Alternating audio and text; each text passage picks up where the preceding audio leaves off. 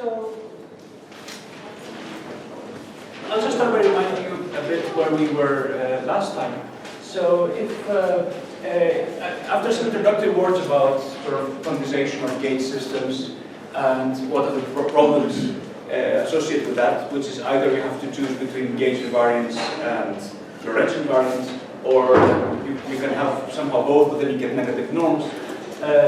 Here, I started talking about a very simple system, just to illustrate some of the main ideas and somehow the method of BRST quantization, which I hope to conclude tomorrow to put everything together in a more realistic system, which will depend on the amount of time we have, which system that sort of be. So consider this particle. It's just a particle in 2 dimensions that's constrained by this constraint here to live on a circle. Okay, so R is the distance from the origin. And what we did last time was we started writing down the Lagrangian for such a particle with lambda being a Lagrange multiplier, whose equation of motion enforce this constraint. So this is equal to 0 on shell if you impose equations of lambda. And we canonically transform from the Lagrangian to the Hamiltonian. And this is the normal Hamiltonian that you would get if you do that, but written in sort of radial variables, so it's PR squared plus p theta squared. So instead of px squared plus 2, instead of Cartesian, we move to this curvilinear coordinate system. Just to make the structure a little bit easier, the reason we did this was, and as I think we proved in the tutorial last time, is that this p theta commutes with the constraint. So that's nice. To have one of our momenta commuting with constraint. Remember, the problem from the beginning was that the Hamiltonian that we constructed does not commute with this constraint. And that leads to the fact that the constraint depends on, it will be violated as time progresses, right? Because the Hamiltonian is the time evolution, so if it doesn't compute, then you can only impose the constraint at one moment in time. But you want, of course, the particle to live there at any moment in time. So the other momentum, the one conjugate to the radius, was the one which was not commuting with the Hamiltonian. And if I'm not mistaken, it was something like, this was like minus I. This is something that also I had asked you to check in the tutorial. I mean, there was R here, not phi, but that's the same. So our solution to quantizing this system in a consistent way was, okay, first of all, of course, where did this all come from? I chose canonical commutation list. So things like that, right? And why? This is the starting point of quantization, at least in the canonical Hamiltonian kind of way of quantizing. So you start with this, and that is what led to these relationships after some transformation. So our solution to this problem, that this constraint doesn't commute with PR, was to just remove PR from the Hamiltonian. So you set the term to 0 and you restrict to the remaining part of the Hamiltonian, and now everything works fine. Okay, so you remove basically the offending term from the Hamiltonian, which was the term that sort of leads you away from R equals A, with A being the radius of the.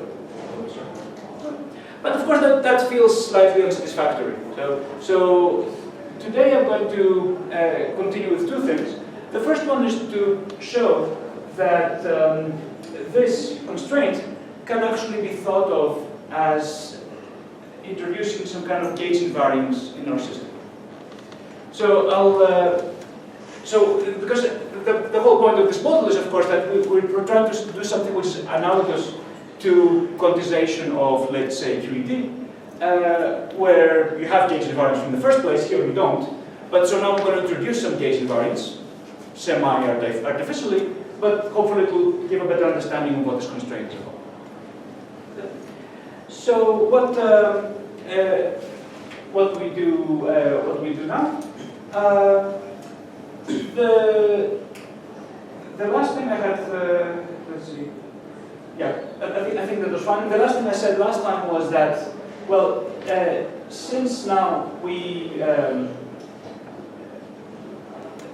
so when we quantize the system, right? So we can, in the usual way, start with, I mean, each of these is going to have creation and annihilation operators associated with them in the usual way of quantization. And so phi can also be written in terms of those. And we need to impose, like if we work like this, we need to impose this constraint of R equals to A on the states.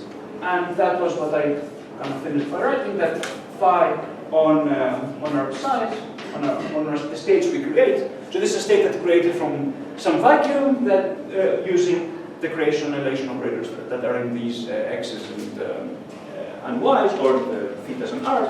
So those states satisfy this constraint. Okay, that's kind of where I think I finished last time. Okay, any questions about the logic so far? Okay, so now let's see what this has to do with gauge transformation.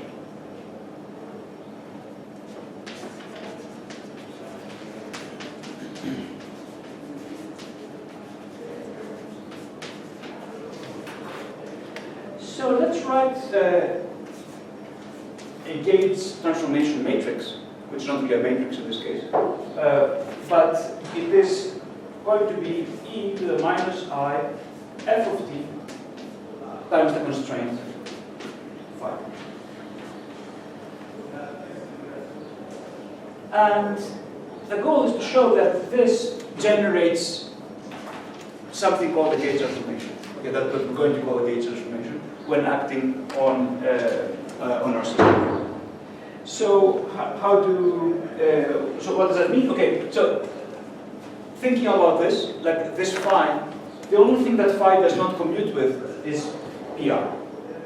So we expect that if this is a gauge transformation, PR is not going to be invariant under this gauge transformation. So how do we calculate the gauge transformation on PR? We take this is the same thing that you do in electrodynamics or whatever. You take this times PR times UF time. This is unitary, so that's how you would do this transformation. So the question is, what is this? What might we expect this to be? Does this lead to a transformation of PR? Now, if you did this with theta, this, let me write it more explicitly, this is e to the minus I f of t times phi, PR e to the I f of t times phi. And now if you were to do this with p theta, you would get 0. In this case, you're not going to get 0. Does anybody know, or can anybody see what we're going to get by doing such a transformation? R plus t, R plus f of t. R, you mean PR or just R? PR Plus f of t. Yeah. So let's see how this would work. We're going to work infinitesimally just to make it simpler. So this is going to be 1 minus I f of t times phi, plus higher order terms that I can ignore just for this argument, because I'm interested in infinitesimal gauge transformation. So not the general global gauge transformation. Times PR times 1 plus I f of t phi. So this is going to give me PR from the ones. Then I'm going to get a term which is minus I f of t. And then I'm going to have two terms, right?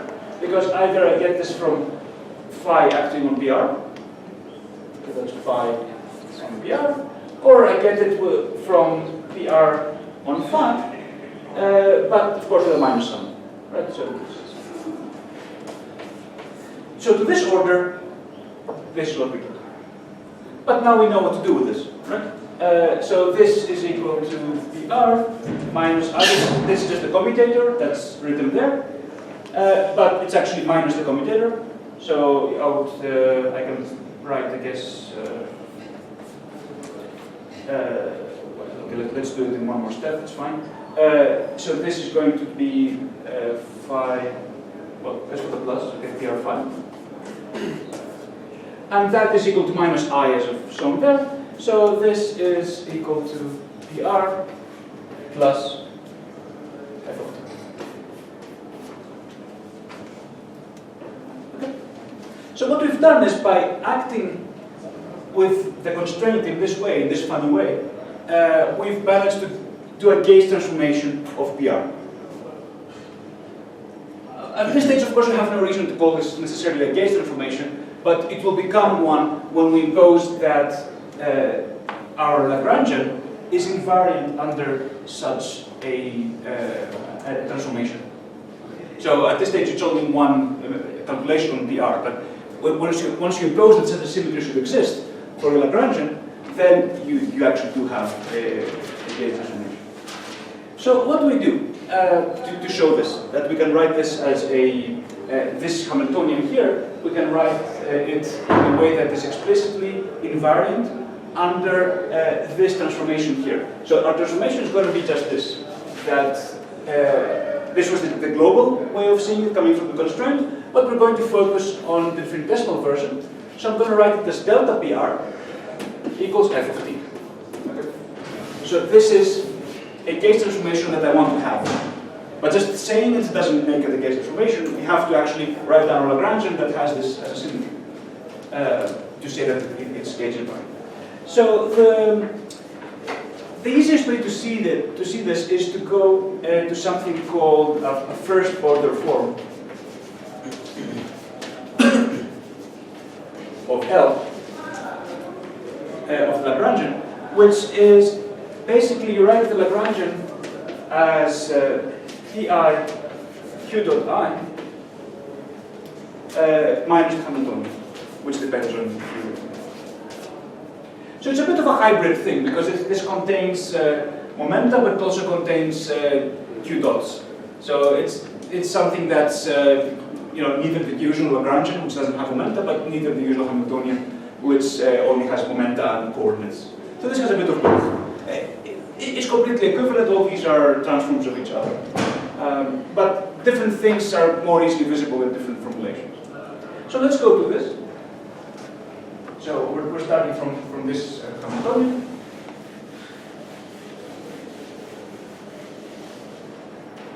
And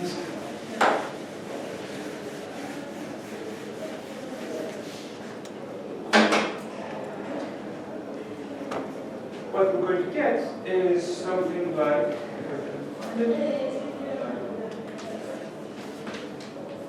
PR r dot plus T theta dot minus T theta squared over 2m r squared minus lambda r.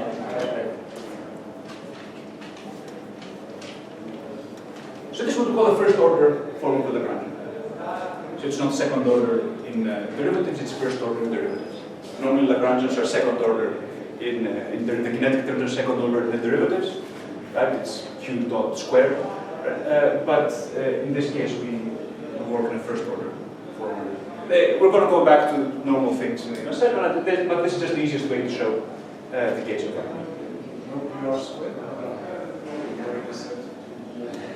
Yeah. So starting from the one without the PR squared. Yes. So starting from the one which is already consistent. So the goal is to show that this had to be this way because of the gauge. So let's see. We would like, as I said, to have this transformation, delta of PR equal to f of t. Or by the way, f of t is some arbitrary function of time. And why do we take this just again by analogy with field theory? In field theory, of course, it will not be only a function of time, it will be an arbitrary function of space and time, but here we're just doing particle mechanics, and that's just a function of time. So this don't sort of variable would be. Is this clear? So I would like this to hold, but I can easily see that this is not going to hold as a transformation because if I transform the R, then you're going to get this here, and unless I find some other gauge transformation, like I say that something else also transforms under this gauge invariance, then it's not going to work. But there is something one can do, and this is going to be the spirit also of BRST, which we're kind of slowly getting to, which is that you enlarge your space of degrees of freedom by taking something which was previously non-dynamical and making it dynamical. And so the whole idea of the game is to extend our degrees of freedom and extend our spatial fields in such a way that we get more symmetry. And at the end of the day, of course, we have to impose some constraints, some physicality constraint, which is going to reduce us to the degrees of freedom we had in the first place. So in this case, what we do is we take this lambda, which used to be just a variable which does not depend on time, right? Remember, this was a non-dynamical thing. Lambda is a Lagrange multiplier. It doesn't have a lambda dot anywhere, so it's just there because we want to impose the constraint.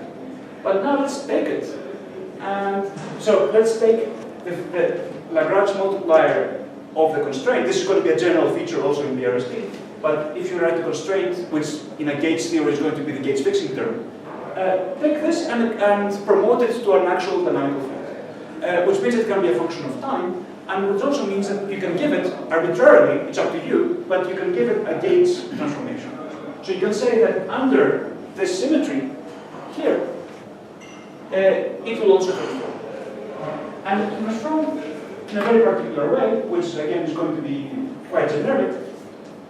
It will transform the derivative of the Gates transformation. So f of t is the Gates transformation, right? This f that we do. And now you take all the other fields to not transform. So delta r and delta p theta and delta theta are 0. And actually also, technically, you should also include here, because now we've promoted to a dynamical variable, even though there is no p lambda, by construction there is no p lambda in the Lagrangian, but you should also give it a conjugate momentum and the Gates variation of that. But by construction, we have not put a p lambda dot term here. So this is this promotion to the dynamical field happened starting from this point. We don't think of doing it from previous point. So my task now is to show that this Lagrangian is invariant under these transformations. If it is invariant, then we can call them a Gates transformation. Because it's something that you do. What is a Gates transformation? It's a transformation that you do to your Lagrangian, to your system, which depends on the coordinates. In this case, the only coordinate we can depend on is time. So it's a coordinate-dependent transformation, which leaves the Lagrangian invariant. And that's opposed to a global symmetry, which is not coordinate-dependent. So obviously there might also be global symmetries here, but we're not worrying about them. We're looking at this specific time-dependent transformation, which is not global, it's local. It can be different at different points in time. So let's take delta of our Lagrangian. Obviously, most terms are going to give 0, right? Because when we vary, we're going to get zeros because of that. But clearly there's going to be a term like this. So this is going to be delta PR times r dot. For instance, of course, it's going to be, when you do a variation, you follow the usual Leibniz rule. So of course, it's going to be a term like this, delta r dot. But what is this term? 0, right? Because by assumption delta r is 0, also the derivative delta r is 0. So what's the only other term that's going to play a role here? It's the variation of lambda. Right? You can vary this as much as you like, it's going to be 0. But this is not going to be 0, so you're going to get minus delta lambda of r minus a. And we don't need to do delta r because that's also 0. So you see now why we chose this transformation like that. It's explicitly chosen to make the whole thing invariant. So you get now delta PR is f of t times r dot. And then you get minus a minus, that's a plus, f of t dot r minus a. Okay, now how do I proceed from here?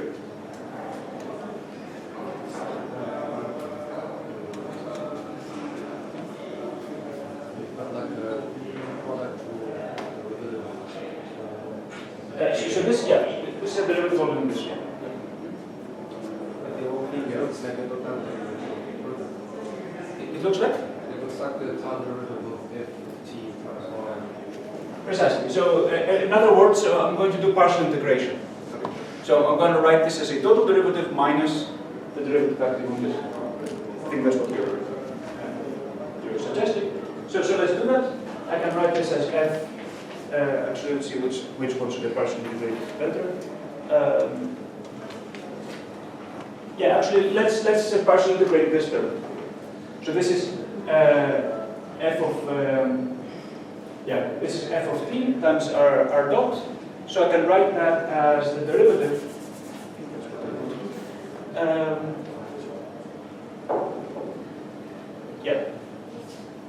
So I can write this as a derivative d over dt of the total, right? Minus. Remember, everything here is happening under some integral sign, right? So this is not something that just happens. I mean, the reason this is an equality, what I'm going to write, which is that f dot of t r. So this term gives you these two terms.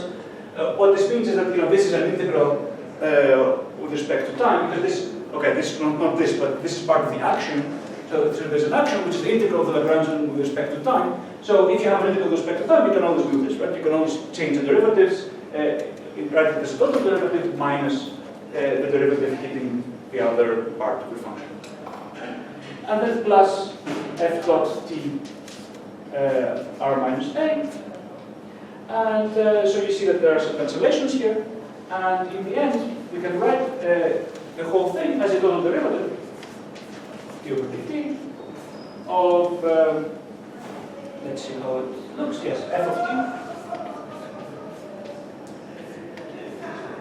That's r minus b. So what happens is that these two terms cancelled, this is minus a, but that's taken into account because when this gets there, then you get this. So we just combine the two terms into the total derivative of. So we managed to show that this gauge transformation, this transformation just gives us a total derivative. Sorry. Yes. So because we chose delta lambda to be f dot, so that leads us to this result. Otherwise, if we choose it differently, we will not have this. Yes. So is it that we have to choose delta lambda to be f, the derivative of the gauge parameter of the delta? Yes. So this is just, of course, here things are slightly arbitrary because we didn't have to do this. Because we're making up the gauge transformation as we go along. We're just saying, let's look at this Lagrangian and let's make it gauge invariant. So we have some freedom of how to do it. And it's a bit subtle to see where that freedom lies, but there have been, some of the choices I made, for instance, not including the p lambda dot, I could have worked in a slightly different way, and then I would have gotten different gauge transformation for it. Now, if you're looking at a theory like QED, where you already have the gauge invariance, then we don't have these freedoms. So you already have the gauge invariance there, so then you need to think of how do you promote your Lagrange multiplier that you want to impose in such a way to a dynamical field, in such a way that you keep not the whole gauge invariance, but what we will call BRST invariance. So, and it will turn out that variation is going to be very similar to this.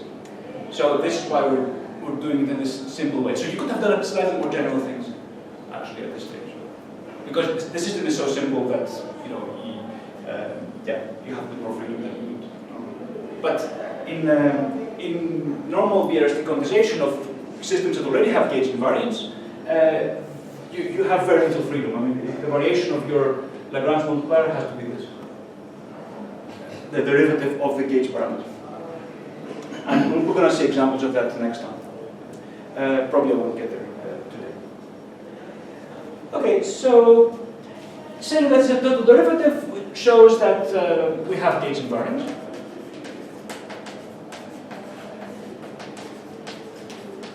Okay, let's check.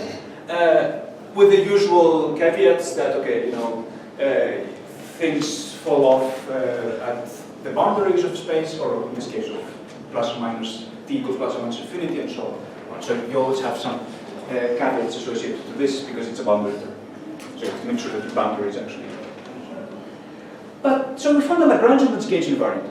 But it was this funny, slightly funny first order Lagrangian. So if we now go back to the Hamiltonian, okay, so the Hamiltonian is going to be, again, we're going to go back in a similar way, so you can write r dot dl over dr, with this is the conjugate momentum, right, plus theta dot dl d theta, sorry, the conjugate momentum, plus now the Lagrangian, well, not the Lagrangian, sorry. And what we do get in the end is our original Hamiltonian, so p squared, p theta squared over 2mr squared minus the constraint. So let's see now what happens. By looking at this Lagrangian, we created this new gauge transformation. We said that, okay, that everything seemed to be fine, this is invariant, but now, let's go back to Hamiltonian, which is actually what we really need to quantize the system, because we're doing Hamiltonian quantization. Now, what will happen if I do the transformation now? Sorry, I think I'm lost. What happened to PR squared? So if you go from that first order Lagrangian to the Hamiltonian, you see this is PR. No, PR squared we've removed already. Right? That was removed by hand to make the Hamiltonian consistent, like the quantization consistent. I should explain to you at some point further about this sort of by hand, how to get it directly. But this was not there. So I'm back to this Hamiltonian, to just these terms. Now, is this gauge invariant? The Hamiltonian. Sorry, Costas, why is it negative B? A negative what? Plus. Here? Oh, it's Hamiltonian, sorry. Thanks. Yeah, the Lagrangian has minus, sorry. Yeah, so is this gauge invariant? Yes, it's changed by delta cosine derivative of f. So we get, if we do delta h, we're going to get the delta lambda, right, which is f dot of t. So we're going to get f dot of t times r minus a. That's our variation. Now, is this a total derivative or not? No, right? This is not necessarily a total derivative. Unlike the case of the Lagrangian, which was, because we had the other term coming from PR. So, this means that unless, okay, there's two ways of thinking about this. Either we only consider time-independent gauge transformations, then this is 0, f dot is 0, so then this is fine, Hamiltonian is gauge invariant. Or we can say that if, and this is more in the spirit of what we're trying to do,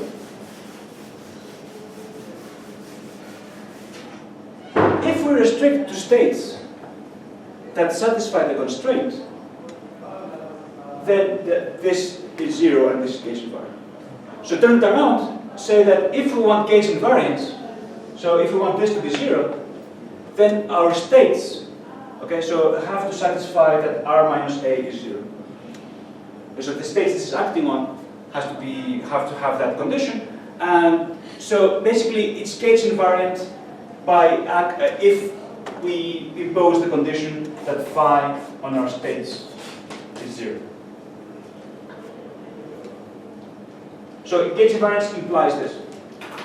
Is it because the variation of the Hamiltonian is proportional to the constraint. So this is how this is the link between constraints and gauge invariance. So we create this gauge invariance, and using the constraint, of course. So no surprise that if we vary the Hamiltonian in this gauge invariance, then we're going to get the constraint out, something proportional to the constraint. So how do we make the Hamiltonian gauge invariant? Well, just impose the constraint on the state. So this is what we do. So now Okay, so this is another way of saying more or less the same thing that I said before, but I introduced this extra element of gauge invariance. I mean, this was already clear from before, that we need the physical states, the states that, really live on the circle, are the ones where phi on the state is 0. So that was already clear, but now I just introduced a new element, which is gauge invariance. So I showed the same thing, but just by imposing that some symmetry has to be satisfied. So if I want this to be 0, then that implies that this has to be 0. Okay, so that's as much as I wanted to say about this part. And now, using these relations that we found here, these case transformations, which we showed are kind of useful in some sense in understanding better the symmetries of the problem, I'm going to go to BRST. So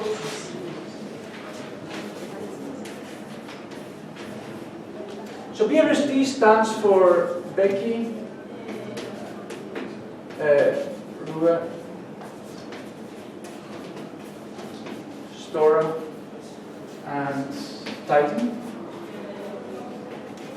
And so these people did the work independent of Titan. So there are somewhere in the literature you might also find BRS if people sort of refuse to acknowledge Titan. But I think in much of the literature the standard has been BRST. So that's what we're saying. So the idea now of BRST is replace. I think the goals, I've kind of said before what the goal is. The goal is to be able eventually to covariantly quantize systems. So you want to have some way of quantizing covariantly, but without losing your all of your gauge invariants. So you would like to, because symmetries are important and they're good in general, but gauge symmetry, of course, is bad because it leads to redundancies, right? As I explained in the first lecture, it leads to infinities in the path integral and so on. But can you find some kind of sweet spot where you can maybe not have your full gauge symmetry, but it's some subset which does not lead to those problems, but still has more symmetry than you had in the beginning, so that you can use that symmetry in understanding the structure of your theory. And that's what BRST tries to do for you. So what we will do is we're going to replace the gauge symmetry, or the gauge transformation, the gauge transformations by a, let me call it fermionic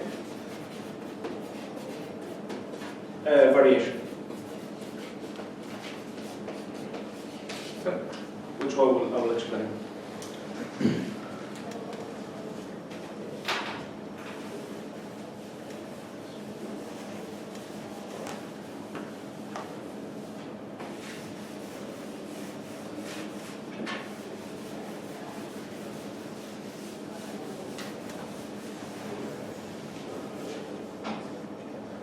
So what we're going to do is, remember we started this kind of discussion by extending our spatial fields. So we used to have only two fields, in this case not even fields, they're just variables, okay, which were theta and r, and the conjugate momenta, and we extended them to also include lambda in the game, and because that made explicit, or made it possible to introduce the gauge symmetry. If we had not done this, then of course this would not be symmetry. So now we're going to follow the same path, but do it again. So we're going to introduce more fields, and some of those fields are going to be anti-commuting, and hence will be called ghosts. This is why we discussed ghosts or anti-commuting fields a bit in the tutorial last time. So what we're actually going to do, we're taking these transformations here, which are just the usual gauge transformations, and we promote this transformation f of t to be an anti-commuting field, which we're going to call C. So I'm going to write the transformation law, dr equals, C, which is of course a function of t. And in general it's going to be a field that's a function of space-time. So if if you are familiar with gauge transformations in QED or in gauge theories, then you have a gauge parameter, usually it's called epsilon, epsilon of x, depends on the space-time x. Well, that epsilon now you're going to call C, and you're going to promote it to a field. And when I say, what do you mean by promoting something to a field? Well, if you were doing bathymetrical quantization, you would also have to integrate over those fields, okay, in your bathymetrical. So so it suddenly becomes not just a parameter, like epsilon of x, it actually becomes a field that we take seriously as a field, like in your bathymetrical. So that's the important step. This is where sort of BRST starts happening. And sorry, Costas, is it opposite statistics? Yes, so this has opposite statistics. So now this part, so which means that this equation you have to interpret it with slight care. We're going to do it a bit later when we introduce the BRST charge Q, and we're going to see that charge is anti-commutative. And for those of you who've seen supersymmetry before, you'll realize that there are lots of similarities between supersymmetry and BRST, which I might touch upon at some point, because supersymmetry is also a symmetry generated by fermionic charges, and the same thing here. But for now, let's just take this and not worry about the statistics too much. At the same time, if you do this, then of course you replace delta lambda by the same thing. So delta lambda is going to be minus C dot.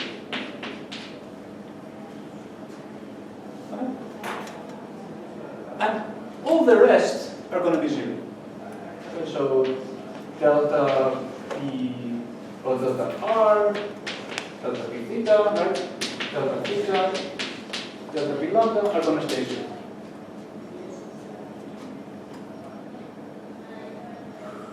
However, this is not enough for BRST.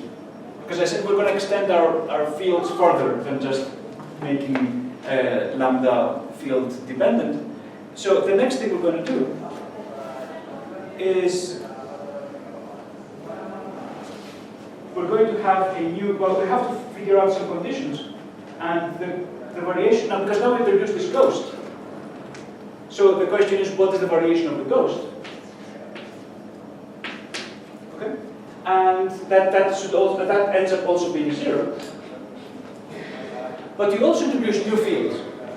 So there's a field C bar that we introduce as well. We're going to see it appearing at some stage, and that one actually has a non-trivial BRST transformation. So all this, of course, comes out of the blue at this stage, right? But you're going to see how the structure works. So delta C bar is taken to be another field called B, and which field B now is the variation of that field. So apart from C, we've also introduced, so we took our variables and we added C, C bar, and B. These two things are fermionic, and this one is bosonic.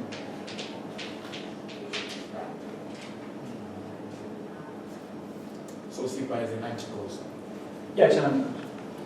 Now, in normal, if you open a field theory book or Polczynski or something, the notation is going to be slightly different. So they're going to have B and C as being the ghosts. And then this B field sometimes is called capital D, sometimes it has other names. But since I'm just following these notes, I'm sticking to that, and I'll tomorrow, when hopefully I do the quantization of the particle, the relativistic particle, then I might go with the Polczynski notation instead. It will depend on it. It doesn't really matter.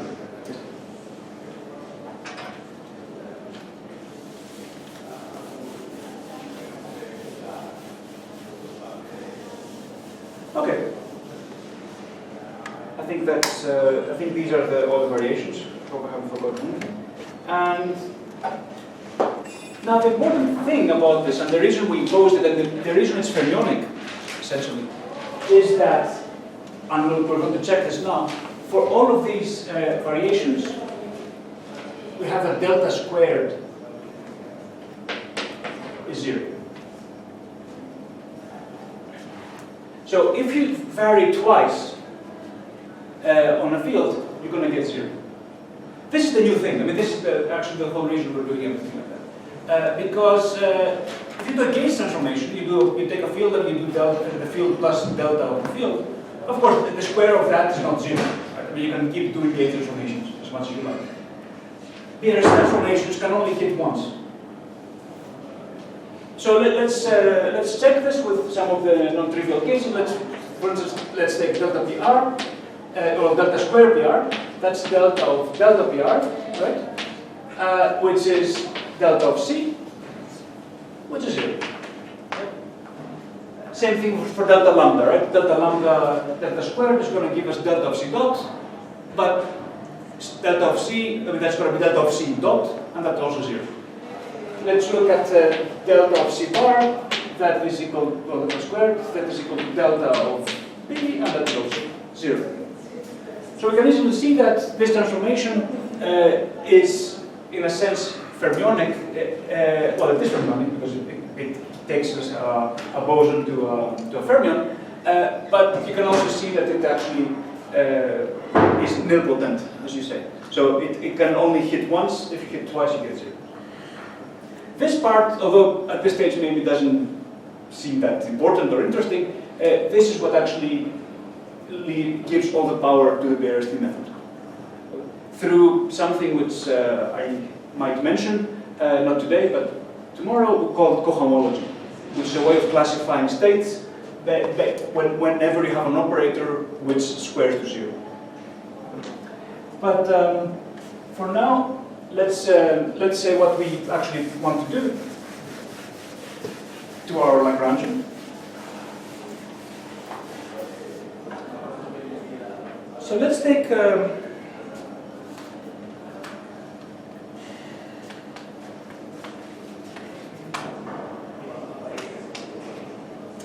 this Lagrangian we had, okay, which is let me find it. PR R dot plus P theta dot minus 1. This is the first order Lagrangian, right? R squared d theta squared. I think there was an m somewhere. I'm missing. Minus lambda r minus a. Okay. Everybody remember this Lagrangian? This was the first order Lagrangian that we had written down there, which we claimed was gauge invariant under that transformation down there on the bottom. So if you remember from half an hour ago, I varied this, I varied PR, and I varied lambda, and the two things gave a total derivative, right? So I said this is gauge invariant. Now, would you expect this to also be BRST invariant under that new transformation?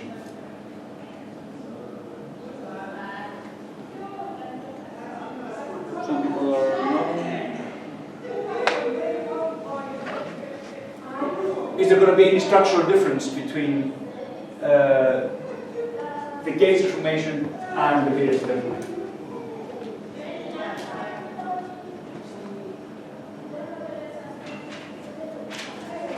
Do you need to place healthy TSA? We have imposed delta f of t is 0 because we've imposed delta c 0. Which is our f of t. But without knowing anything about C, I think you can immediately see that this is going to be gauge invariant for exactly the same BRST invariant, for the same reason it's gauge invariant. Because the BRST transformation is exactly the same as the gauge transformation. I mean, it doesn't matter what you put here. The fact that it became fermionic doesn't change the facts. Because there's no worries about two fermionic things that you have to worry about minus sign, because there's only one fermionic. So when you do the transformation, it's exactly the same as before. The calculation is the same. So this is the BRST invariant.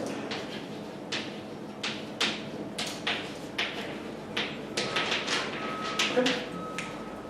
And of course it's gauge invariant. So it has two properties, right? The much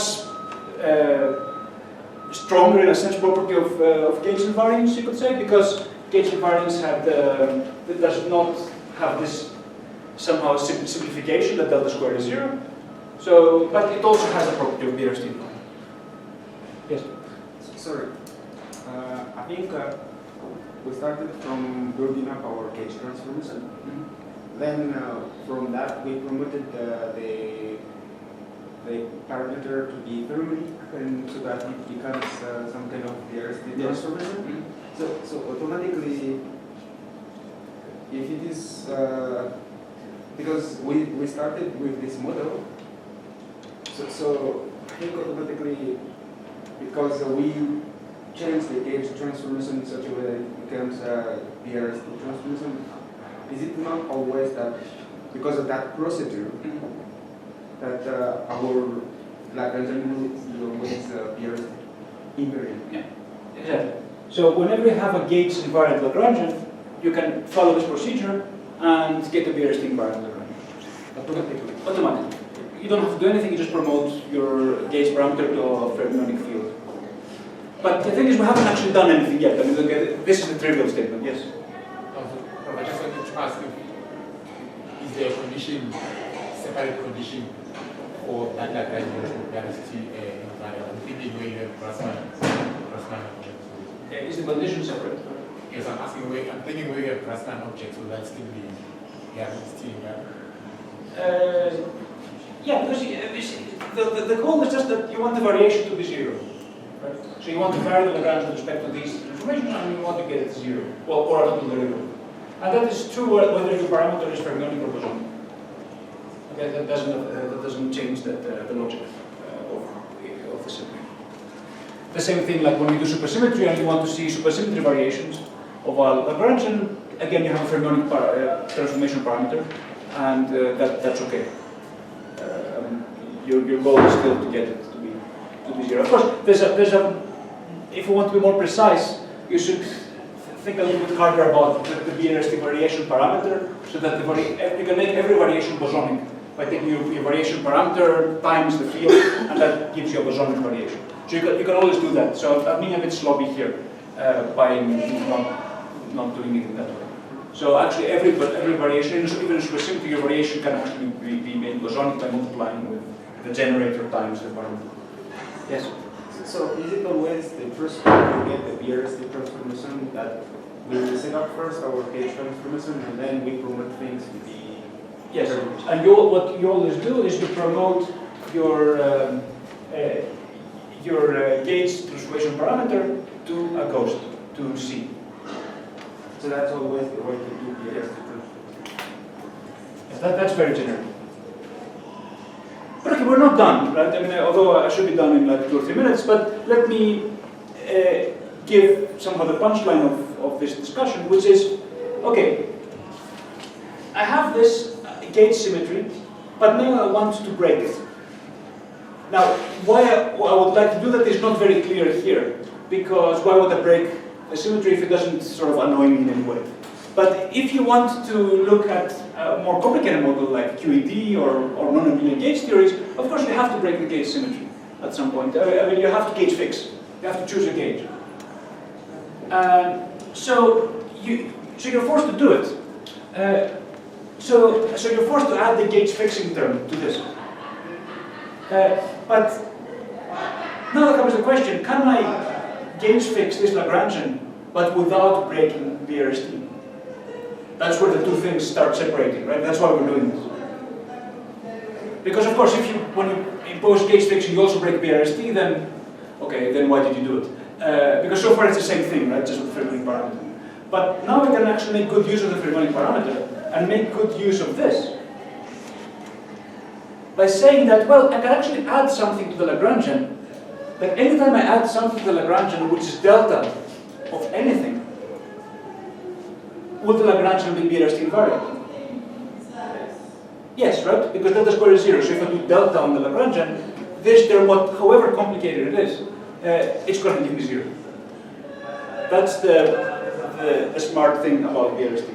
So we're going to choose one of these deltas, one of these terms, and we're going to choose this one. We're going to take this anti-ghost C bar times lambda dot. I mean, it's a very specific one, but we'll see why. Plus a half times B, where B is this other field B that I introduced down there. Okay, so we're going to add this term, and we're going to we were automatically guaranteed, of course, that even though this looks a bit messy and complicated, it is actually BRST invariant, right? Because it's just delta of something. So, on the other hand, this is not gauge invariant. Okay? Why not? Because, well, I've imposed some conditions here. And you'll see exactly what conditions we impose when I expand this out. But this is exactly the analog of what we would call a gauge fixing term in QED. So the analog there would be, remember the term that we wanted to gauge fix with the QED, that we wanted to add to the Lagrangian, looked like d mu a mu, for instance, in a covariant gauge, in the Lorentz gauge. This is from the first lecture. So actually this is an exact analog. You can write this now as d0 a0 minus pi ai, or something like this. This is your gauge fixing term that you want to add to the Lagrangian. So what this is actually analogous is this you should think of as d0 a0, and this you should think of as di ai. And this will end up being the field that whose equations of motion are going to imply that variation. We're going to go through that in more detail. So what we've done is we've added gauge fixing term, a real proper gauge fixing term, but in such a way that it doesn't break BRST symmetry. And now I don't know if I have a couple of minutes or should I stop? Yeah. 3 minutes, okay. So let's do one thing to this Lagrangian. Let's expand out this term. Maybe not full Lagrangian, but let's look at this term and expand out using the BRST transformation. Okay? Which, of course, even though it's going to look more complicated, we are guaranteed it's BRST invariant, right? Because we started with something delta of something. So, and just to finish what I was saying, which is that now take delta of C bar of lambda dot minus PR plus a half B squared, right? No, B. And expand it. So, delta of C bar, B. Lambda dot minus PR plus a half B. That stays the same. And now we're going to get, now comes a bit of a smart, you have to be a little bit careful, because what happens when delta goes through C bar? You get a minus. Why do you get a minus? Yeah, because since I haven't been extremely careful, you should always think that delta is fermionic as well. So the delta itself, variation parameter, variation symbol, is fermionic. So you would actually get minus C bar. What's delta of lambda? Minus C. So you're going to get C dot dot, because it's lambda dot. Right? Minus what's delta of PR? C. What is delta of B? 0. Sorry. Okay. So we can expand this out to a Lagrangian which looks like this: B lambda dot minus PR plus a half B squared from this. Yes. Minus now. Because in Lagrangians we often put the derivative kind of equally between fields, you can also write this as minus of C bar dot C dot, and then there's a minus C bar C. I think it's a plus.